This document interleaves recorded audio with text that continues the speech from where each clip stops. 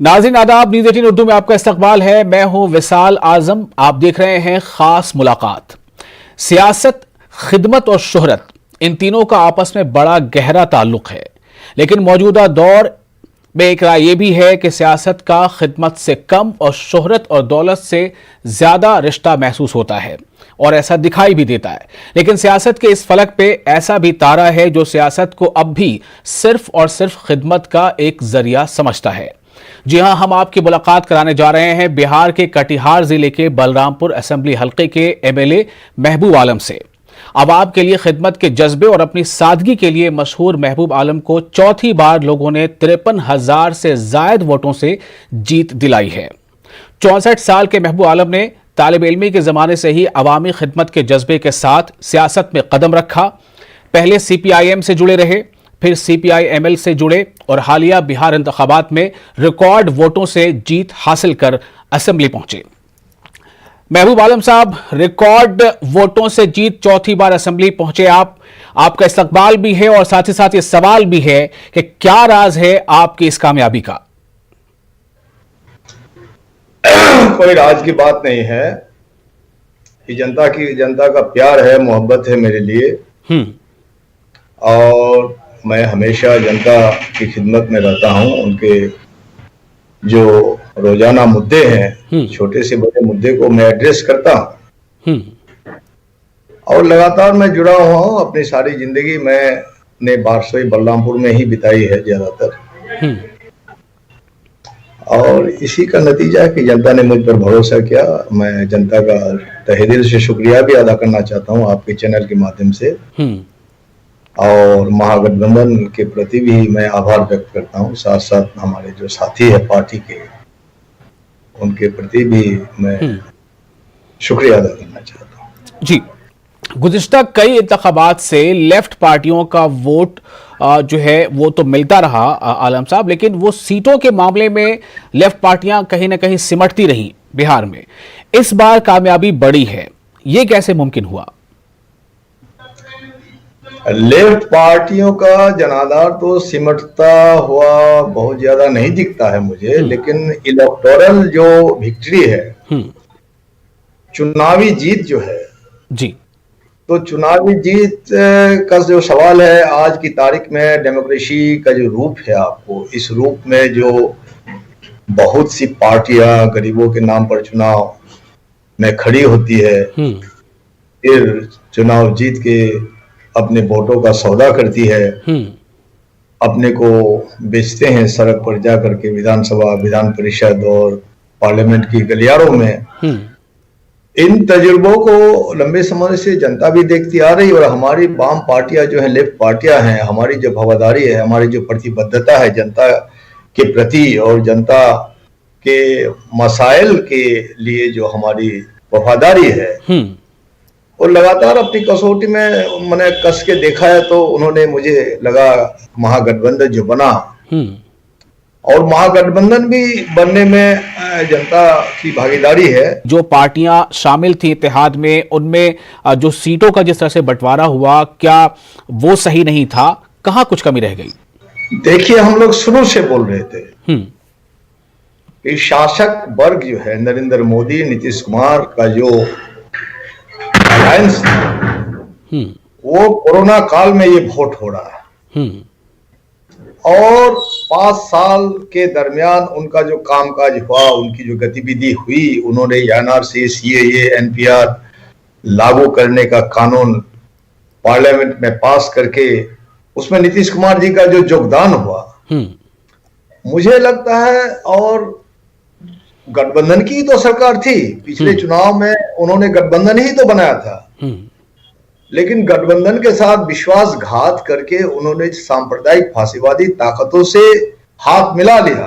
दरअसल जनता ने जिस ताकत से, शैतानी ताकत से लड़ने के लिए नीतीश कुमार जी को गठबंधन के साथ वोट दिया था, उन्होंने उन्हीं ताकत से हाथ मिला लिया। इसका एक जबरदस्त गुस्सा जनता में था। और तमाम जो फेल्योर रहा कोरोना काल में, जो प्रवासी मजदूरों का अंतहीन पीड़ा जो आपने देखा, आप लोगों ने दिखाया, तो ये उसमें उन लोगों को मदद करने में कोई कामयाबी नहीं, कोई पहल नहीं किया। लेकिन महबूब साहब, सवाल यही है कि आप जो एक तरफ ये तमाम मुद्दे गिना रहे हैं, ये परेशानियां आवाम के सामने, इसका आप जिक्र कर रहे हैं, तो फिर एनडीए को मेजॉरिटी फिर भी मिल जाती है और महागठबंधन अपने इन तमाम अलायंस और इन तमाम जो हम कह सकते हैं कि बर्निंग टॉपिक्स हैं, मुद्दे हैं जिनका रोजाना सामना हो रहा है आवाम से, उसके बावजूद वो जीत से पीछे रह जाती है। तो इसके पीछे वजह क्या हुई? क्या आप लोगों का यानी महागठबंधन का पूरा पैगाम पूरी तरीके से आवाम तक नहीं पहुंच पाया? महागठबंधन का पूरा पैगाम पूरी तरह से आवाम में पहुंच गई थी और आपने देखा कि लाखों लाख की हमारी भीड़ थी और उनके भीड़ में सन्नाटा था और नीतीश कुमार जी बौखला रहे थे और नीतीश कुमार जी आखिर में रो रहे थे, समर्पण कर रहे थे कि मेरा ये आखिरी चुनाव है। इसके बावजूद जो रिजल्ट आया है, इस रिजल्ट में घोटाला हुआ है, साजिश हुई है। हम तो बोलते हैं ना, ईवीएम का जो एप्लीकेशन हो रहा है उसमें एक कारण था कि बैलेट पेपर की गिनती करते करते रात 12 बज जाते हैं और ईवीएम से जो गिनती होगी हम 2 घंटा में रिजल्ट दे देंगे। तो आज ईवीएम की गिनती के बाद भी जो 11 बजे रिजल्ट पूरा हो गया, जो 4 बजे रिजल्ट पूरा हो गया, उसको सर्टिफिकेट 9 बजे 10 बजे क्यों दिया गया? और मैं एक बात बोलता हूं कि टीचर्स लोगों को, जो पब्लिक एम्प्लॉयज को, सरकारी कर्मियों का जो वोट लिया गया उसका बूथ बना, उस बूथ में कैंडिडेट्स की तरफ से कोई एजेंट रहा? क्यों नहीं रहा? इलेक्शन कमीशन को समझ में नहीं आ रही है। यही तो घोटाला हुआ। जब 5 बजे हमारे उम्मीदवार को रिटर्निंग ऑफिसर के तमाम कर्मचारी ने कह दिया कि आप जीत गए सर, बधाई हो, और अभी जो है सर्टिफिकेट बनाने में 2 घंटे समय लगेंगे, बहुत परेशानियां हैं, बहुत दिक्कतें हैं, कॉम्प्लिकेशंस है। तो उसके बाद 1 घंटा के बाद बोलता है कि सर आप हार गए। अरे आपने घोषणा कर दिया मैं जीत गया। सर ये हो गया, सर कैसे हो गया, गलती हो गई, गिनती में गड़बड़ी हो गई थी सर। ये तो खेल दी। तो अब सवाल ये पैदा होता है कि यहां से आगे क्या? हमने आवाज बुलंद की और हमने आवाज बुलंद करके उनका जो घोटालेबाज शिक्षा मंत्री था उसको रिजाइन करने पर हमने बाध्य किया। आप समझ रहे हैं साहब, आप जो है नीतीश कुमार जी के खिलाफ महागठबंधन पूरा वोट है, ये जनता का जो मैंडेट है। अगर सरकार के खिलाफ नहीं तो नीतीश कुमार के खिलाफ तो था ही, क्योंकि उसका जो बीजेपी अलायंस है उसका वोट बढ़ गया, उसकी संख्या बढ़ गई, आपकी संख्या घट गई और सिर्फ 43 में आ गए। हम तो आगे बढ़े हैं साहब। और 43 विधायकों को लेकर के आप खुद विधायक है नहीं, शर्म आती नहीं है आपको? इनको क्या नैतिकता है इनकी? ये अवैधानिक और अनैतिक सरकार है। नीतीश कुमार को रिजाइन करना चाहिए। तब तक हम लोग लगातार सड़क से विधानसभा तक आंदोलन जारी रखेंगे। जी, तो अब सत्र की शुरुआत भी होनी है और ऐसे में उम्मीद तो यही की जा रही है कि इस सत्र में जो पहला सत्र होगा, ये चर्चा खूब है कि बहुत गर्मा गर्म यह सत्र हो सकता है। क्या क्या मुद्दे आप लोगों के पास अभी कुछ तय हुआ है कि आप सत्र में किन मुद्दों को असेंबली में उठाएंगे? आप गर्मा गर्म मुद्दा गरम तो ये कर रहा है ना, 30 तारीख को एक लड़की को जलाने की साजिश हो रही है, जला रहा है, और उसका रिपोर्ट आप न्यूज में दे रहे हैं 15 तारीख को उसकी हत्या मर जाती है। तब तो गुलनाज की जो हत्या हो गई, जो वहशी दरिंदों ने किरासन तेल या पेट्रोलियम पदार्थ डालकर उनकी हत्या की और वो इलाजरत रही और 15 तारीख को उसकी मौत होती है। तो ये 15 दिन उन्होंने इस न्यूज को छुपाया क्यों? छुपाने में क्या नीतीश सरकार संलिप्तता है? अगर नीतीश कुमार की संलिप्तता नहीं है तो किस प्रशासन, किस पुलिस के पदाधिकारियों ने इसको छुपाया? और उसको उस पर कार्रवाई हो, सिर्फ सस्पेंशन नहीं बल्कि उस पर धारा आईपीसी सेक्शन के तहत कार्रवाई हो, उनको जेल में डाला जाए, वरना मारा जाएगा। नीतीश कुमार की संलिप्तता इसमें थी तो तोहफा के रूप में तो इनको मिला है। ये हंगामा तो हम नहीं कर रहे हैं, हंगामा का माहौल बना रहा है, ये बिल्कुल अनैतिक सरकार है। और हम लोगों ने आपको पटना का बुद्ध मार्ग में मैं समेत गुलनाज के हत्यारों को, दरिंदों को फांसी देने की मांग के साथ, और हम लोगों ने उसके परिवार को, उसकी मां को एक सरकारी नौकरी देने की मांग के साथ और 20 लाख रुपया मुआवजा देने की मांग के साथ हम लोगों ने सड़क पर आवाज बुलंद की है। चूंकि अभी जो काबीना बना है उस काबीना में भी माइनॉरिटी का कोई चेहरा नहीं है, माइनॉरिटी से जुड़ा ये मामला था वैशाली का, जिसको इतने दिनों तक दबा कर रखा गया, मुआवजे का ऐलान नहीं है, क्या मतलब है इसका? अभी तो माइनॉरिटी जो आप लोग अदब के साथ बोलते हैं, मैं बोल रहा हूं Mahboob Alam, the meaning of minority has only become the meaning of being a मुसलमान। ये मुस्लिम का सवाल है, माइनॉरिटी का छोड़िए ना। ये तो मैसेज दे रहा है चूंकि गुलनाज है, तो चूंकि गुलनाज है इसलिए इस पर नीतीश कुमार जी कुछ बोल नहीं रहे हैं। महबूब साहब, एक सवाल ये भी है कि आपका जो खित्ता है कटिहार और वहाँ के, अभी बलरामपुर से आप हैं, पहले वो बारसूई हुआ करता था, सवाल इस बात को लेकर है कि वो इलाका भी बहुत पिछड़ा है। ठीक है, अगर सरकारें आपकी पार्टी की नहीं रही, उन्होंने सरकारी सतह पर कुछ बड़ा नहीं किया, लेकिन फिर भी जो पसमानदगी उन इलाकों में है ये कैसे आखिर दूर होगी? आप चौथी बार उन इलाकों को रिप्रेजेंट करेंगे, आपकी तरफ से क्या कोशिशें हो पाई, और अब आप सरकार में नहीं आ पाए तो कैसे वहां के मतलब उस इलाके के डेवलपमेंट के लिए क्या रोड मैप आपके पास है, क्या हिकमत अमली है? सबसे बड़ी तो उपेक्षा ये है कि हैदराबाद से आप इस इलाके की जानकारी ले रहे हैं और मोबाइल से, स्काइप से आप इंटरव्यू लेना चाहते हैं। मैं तो आपको इनवाइट करूंगा कि इस सरजमीन में आना क्यों नहीं चाहते हैं आप लोग। तो ये जो महानंदा नागर कुलोक कोसी से घिरा हुआ इलाका है और जल जमाव का इलाका है, तो इस इलाके को जो माइनॉरिटी डोमिनेंट इलाका है, इस इलाके की तरक्की के लिए ये जो पटुआ उग जाता है, ये जो धान उग जाता है, और पटुआ और धान उपजाने के लिए इनको जो मार्केट चाहिए, ये मार्केट कौन उपलब्ध कराएगा? हम तो कोशिश करते हैं कि पुलिस अपराधी गठजोड़ के खिलाफ हमने बड़ी लड़ाई की, इनकी फसलों को लूट के ले आते थे अपराधी लोग रात में, इनके पंपिंग सेट को लूट ले आते थे अपराधी लोग रात में। तो हमने तो एक लंबे समय से पुलिस सामंती अपराधी गठजोड़ को ध्वस्त करो, इस गठजोड़ को ध्वस्त करते हुए हमने जो विकास का काम किया, तो तमाम पुल पुलिया हमने बना दिया और बंगाल से अपने को जोड़ा, तमाम हमारे किसानों की मार्केटिंग हो, किसान अपने फसल को ले आ सके, ला सके, और हमारा जो मार्केटिंग हो, दुकानदारी हो, रोजगार चले। लेकिन उससे भी ज्यादा जरूरत है कि सरकार की तो टोटल उपेक्षा है। जी। जब तक इस इलाके को आके आप विजिट नहीं करेंगे तब तक ये इस इलाके को, मसाइल को उठाना सब्जेक्टिव बात होगी, ऑब्जेक्टिव कोई बात नहीं होगी। इसलिए मैं इनवाइट करता हूं कि आप आइए। इसका जो इम्पोर्टेंट एक जंक्शन है Barsoi, if you go to north east you will have to pass through Barsoi. वर्तमान में बारसोई का कोई विकल्प नहीं है, तो बारसोई जंक्शन को मॉडल जंक्शन नहीं बनाया जा रहा है। हम लंबे समय से मांग कर रहे हैं। हमने विधानसभा में अपना जो प्रश्न डाला है, हमने गैर सरकारी संकल्प डाला है, और सरकार का सर्वसम्मत, बिहार सरकार का सर्वसम्मत प्रस्ताव मैंने रेल को दिल्ली केंद्र में गया है। उसके बाद ही इसको मॉडल स्टेशन नहीं बनाया जा रहा है, और इसलिए हम मांग करते हैं कि बारसोई का जो टर्नअप है ना, तो 160 जो डिग्री है उसी पर टर्नअप है। तो यहाँ उस ट्रेनों की स्पीड ऑटोमेटिकली आके कम हो जाती है, माने 40 पर आ जाती है।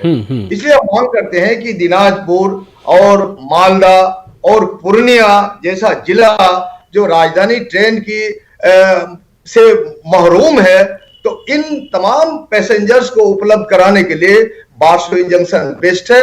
और बारसोई जंक्शन में राजधानी का भी, दूसरी ट्रेन तो छोड़ दीजिए, राजधानी का भी ठहराव होना चाहिए। तो अब मतलब एक मजबूत विपक्ष जरूर है आप लोग, तो मुझे लगता है कि ये सब मुद्दे बहुत जोर शोर से उठेंगे। कहा जा रहा था कि बिहार के इलेक्शन का जो भी नतीजा होगा वो बहुत मानीखेज होगा, और जो नेशनल पॉलिटिक्स है उसको कहीं ना कहीं एक दिशा मिलेगी। अब आने वाले सालों में, अभी बंगाल में इलेक्शन है, बंगाल में भी बिना अलायंस के आपका जो मौकफ है वो हासिल नहीं हो पाएगा? नहीं, बंगाल में हमें लगता है अब तक जो देश का हालात है, तो बीजेपी देश के लिए खतरा है, सेकुलरिज्म के लिए खतरा है, डेमोक्रेसी के लिए खतरा है, कॉन्स्टिट्यूशन के लिए खतरा है। इसलिए हमें बंगाल में जो बीजेपी ने जो सांप्रदायिकता और फांसीवाद का माहौल पैदा करके वो जो उत्पात मचाया है, तो मुझे लगता है कि बीजेपी को टारगेट करना चाहिए और बीजेपी के बरक्स एक मजबूत अलायंस वहां होना चाहिए। ये अलायंस की शक्ल क्या हो सकती है, क्या होना चाहिए? अलायंस का शक्ल हो सकता है, कांग्रेस रहे, हम लोग रहे, लेफ्ट रहे, कहीं कहीं हम लोग तृणमूल को ज्यादा टारगेट ना करे, अलायंस का ये शक्ल होगा। फिर हमारी पार्टी सोचती है, सेंट्रल कमेटी हमारी सोचेगी। महबूब साहब, आपके बारे में भी बड़ी चर्चा होती है, हालांकि मैं इस चीज़ को सबसे आखिर में ला रहा हूं। चौथी बार आप एमएलए बने हैं, लेकिन ये बहुत चर्चा होती है कि आपकी लिविंग बहुत साधारण है। आपका घर जो है एक बहुत मामूली सा घर है, आपके पास एक छोटा सा ज़मीन का टुकड़ा है, बहुत ज़्यादा आपके पास प्रॉपर्टीज़ नहीं है। क्या आपको लगता है कि आप मतलब एक मिसाल कायम करना चाहते हैं? नहीं नहीं, ये जो बात है आपने ठीक ही कहा कि क्या मैं कोई मिसाल कायम करना चाहता हूँ या कोई आइडियलिज्म को प्रोजेक्ट करके मैं पॉलिटिकली हाईलाइट होना चाहता हूँ, ऐसी कोई बात नहीं है। आपको मालूम होना चाहिए कि मैंने जो सीपीआईएम छोड़ के सीपीआईएमएल में आया, तब चूंकि पुलिस सामंती अपराधी गठजोड़, इस शब्द को आप लोग, जो मेरा स्लोगन रहा, पुलिस सामंती अपराधी गठजोड़ के नारे के तहत हमारी जो लड़ाई शुरू हुई गरीबों के पक्ष में, मेहनत कश के पक्ष में और पूंजीवादी राजनीति के पक्ष में, ऑटो वाले के पक्ष में, टेम्पो ड्राइवर के पक्ष में, वेंडर्स के पक्ष में, किसानों के पक्ष में, खेत मजदूरों के पक्ष में, रोजगार नौजवानों के पक्ष में, महिलाओं के पक्ष में, तो इसके चलते जो प्रतिक्रियाशील ताकतें थी, तो प्रतिक्रियाशील ताकत ने प्रतिक्रिया में बहुत सी घटना घटित करवाया और उसमें मुझे बहुत भी बड़े बड़े केस में डलवा दिया। तो जिस वक्त मुझे अंडरग्राउंड रहना पड़ा, और अंडरग्राउंड रहने के बाद समझ लीजिए मेरे फादर की मृत्यु हो गई 80 में, और मेरी एक माँ थी जो माँ रहने लगी, तो कुछ केस मुकदमा डाल के हमारे घर को ढहा दिया, लोग बुलडोजर से हमारे घर को ढहा दिया। अलवक्ता फूस का ही घर था। उसके बाद तो मैं 12-14 साल अंडरग्राउंड रहा। तो अंडरग्राउंड पॉलिटिकल लाइफ लीड करके मुझे तो कोई मौका मिला नहीं अपना घर वगैरह बनाने का। तो अभी इसी हालात में है। और देखिए, ये सब घर और का मुद्दा, अपनी कमजोरी का मुद्दा, और मैं गरीब हूँ, इस तरह की बातें करके मुझे लगता है कि नहीं, ये कमजोरी नहीं, बल्कि ये आप, ये तो जैसा समझ आ रहा है, ये तो आपकी सियासी ताकत है जिसने आपको एक मजबूत खंभे की तरह वहां पर उस इलाके में गाड़ रखा है। आप चौथी बार जीत आपने हासिल की। सुनिए, ऑल दिस इज आइडियलिज्म, और आइडियलिज्म का सहारा से हम बड़ी लड़ाई नहीं लड़ सकते। हमको पूछिए, मैं I am whether capable, I have my capacity to lead the people और नॉट, ये जज होना चाहिए। मेरा घर नहीं है, मेरा ये नहीं है, मैं भूखा हूं, तो भूखा हूं, तो भूखा आदमी तो आपने ऐलान किया ना 30 साल मांग के खाया, तो वो तो लानत की जिंदगी है। तो लानत की जिंदगी जीने वाले लोग गैरत की लड़ाई लड़ेंगे। अच्छा, मुझे ऐसी उम्मीद नहीं है। चलिए, बेहतर एक छोटा सा आपसे इस पर रिएक्शन लेना चाहूंगा। बिहार में कुछ जो सियासी जो तब्दीली है वो इस तरह से है कि एक तरफ बीजेपी जो है आगे बढ़ जाती है, वाम दलों को अच्छी कामयाबी इस बार मिली है, एमआईएम एक नया चेहरा सामने वहां पर आ गया है, 5 सीटें उसने हासिल की हैं। क्या ये एक खुशायन तब्दीली है या फिर इस पे थोड़ा सा मतलब ये माथे पर शिकन लाता है? कोई बारी नहीं है, कोई शिकन नहीं लाता है। सवाल है डेमोक्रेसी का, सवाल है लोकतंत्र का, सवाल है चुनाव लड़ेंगे लोग। लेकिन हमारा इतराज ये है कि आप कोई जो बहुमत जो है, बहुसंख्यक जो है, तो बहुसंख्यक का कम्युनलिज्म हो जाना बहुत खतरनाक है। अलबत्ता अल्पसंख्यक को भी कम्युनल नहीं होना चाहिए, लेकिन अल्पसंख्यक भी अगर कम्युनल नारे के साथ चुनाव लड़ता है तो बहुसंख्यक वोटों को लूटने के लिए जो मैं बोल रहा हूं, फांसीवादी ताकतों को तो मौका मिलेगा, वो तो मौका मिलेगा। तो उसका तो नाम ही है मान लीजिए मुस्लिमीन इत्तेहाद, तो मुसलमानों का इत्तेहाद चाहता है। तो हम तो इस भारत की जनता की मेहनत का जो जनता है, जो किसान है, जो बेरोजगार है, जो नौजवान है, जो माँ बहने हैं, उनका इत्तेहाद तो हम चाहते हैं। इसलिए हमको लगता है कि कोई बड़ी बात नहीं है, चुनाव लड़ते हैं वो लड़े, लेकिन ऐसा हमको चाहिए कि पूरी जनता को हम रिप्रेजेंट करें, भारत की जनता को रिप्रेजेंट करें, भारत के कॉन्स्टिट्यूशन के हिफाजत के लिए हम बड़ी पहल मिले। इसलिए वो बड़ी बात नहीं है। बड़ी बात यह है कि नीतीश कुमार की सरकार अनैतिक है। वो 43 विधायक को लेकर के वो 243 विधायकों का मुख्यमंत्री बने हुए, वो चुनाव वो लड़ते भी नहीं खुद। चलिए, वो तो अब असेंबली में देखा जाएगा आप लोग कितनी इस बात को लेकर शोर शराबा करते हैं। अच्छा, असेंबली में वो तो पिछले एक सवाल और है। ये कहा जाता है कि महबूब आलम साहब को गुस्सा भी जो है अक्सर आ जाया करता है, और आपके गुस्से की चर्चा बहुत माजी में हुई है। बैंक में कई बार एक बार आपको गुस्सा आ गया था। क्या वो गुस्से वाला वाली कैफियत अभी बरकरार है आपकी? अच्छा, मैं एसपी साहब के चैम्बर में था, समझ गए कि नहीं?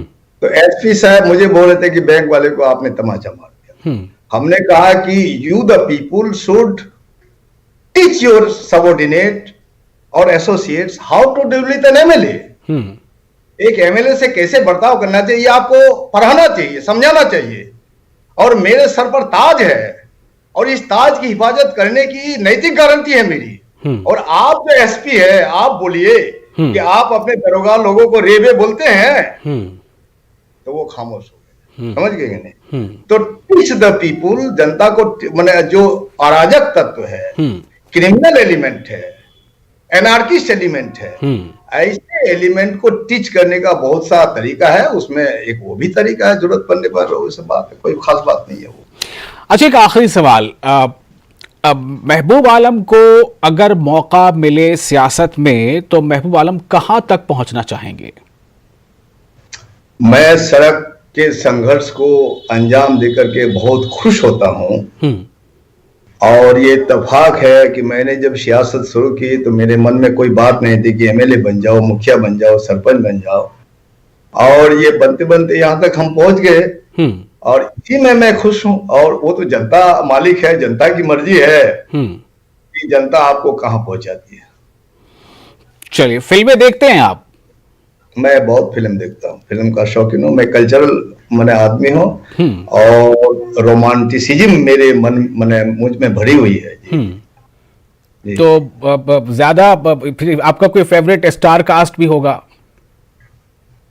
फेवरेट एक्टर कास्ट आपको मैं बी.आर. चोपड़ा की फिल्म देखता हूँ, महबूब खान की फिल्म देखता हूँ, और दिलीप कुमार तो दिलीप कुमार है ही। और गुरुदत्त की जो फिल्में हैं वो प्रेरणादायक फिल्में हैं। प्यासा बार बार देखिए लगेगा कि आज की फिल्म है, कागज के फूल बार बार देखिए लगेगा कि वो आज की टेक्निक की फिल्म है। तो उसके बाद फिर रोमांटिसिज्म की फिल्म है। अब मान लीजिए दिलीप कुमार की जो गंगा जमुना है, उस फिल्म को देखते हैं तो उस फिल्म में भी एक जो एक विवाद हुआ था, मालूम है आपको? उसमें दिलीप कुमार साहब ने जो बाद में हे राम कह के उसकी मृत्यु हुई, तो उस फिल्म को सेंसर बोर्ड पास नहीं कर रहा था कि हे राम तो महात्मा गांधी ने कहा था, तुम कैसे बोलोगे? तो उसी में हे राम कहना किसी का तो ट्रेडमार्क था नहीं। तो दिलीप कुमार साहब को जो है नेहरू से संपर्क करके तब फिल्म को पास करवाना पड़ा। और उसके बाद दिलीप कुमार ने दूसरी फिल्म प्रोड्यूस नहीं की, और नितिन बोस उसके डायरेक्टर रहे हैं, बहुत मशहूर डायरेक्टर रहे हैं। सत्यजीत रे की मैं फिल्म देखता हूँ। मृणाल चक्रवर्ती जो है वो भी मेरे फेवरेट माने क्लासिक डायरेक्टर है। और ये सब माने फिल्मों से, पत्रिकाओं से और किताबों से मेरा शौक है, सब है। चलिए, बहुत बहुत शुक्रिया महबूब आलम साहब आपका न्यूज़ 18 उर्दू से बातचीत करने के लिए। और मुझे पूरा यकीन है कि हमारे नाज़रीन को भी हमारी ये बातचीत, ये आपसे मुलाकात बहुत पसंद आई होगी। बहुत शुक्रिया आपका। आदाब। बहुत बहुत शुक्रिया आपका।